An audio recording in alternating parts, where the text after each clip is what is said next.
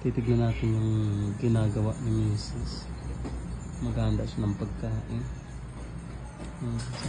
Tuna pa daw, tuna. Ito kung masarap.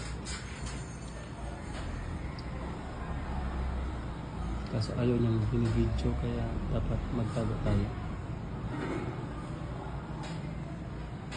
Okay, sige.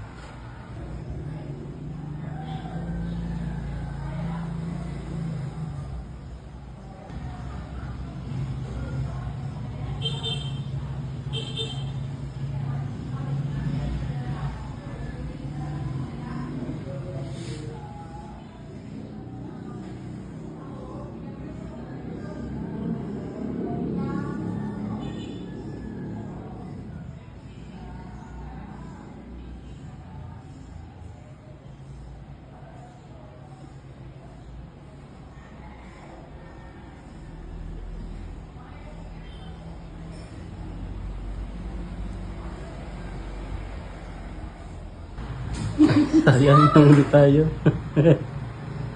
Ayan guys, ito na yung ginagawa sa atin ng business. Yung tuna pa. Baka naman talagang masarap. Excited lang akong kumain. Sana matapos na ito. Sarap naman talaga yung gagawin yung agong pa.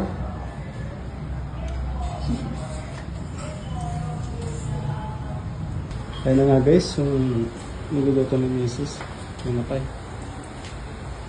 Excited natin kumain. Guys, sa wakas, luto na pay. Talaga namang sa tingin pa lang, napakasarap na. Guys, samahan niyo akong kumain sa niluto ng Mrs. luto na pay. Napakasarap.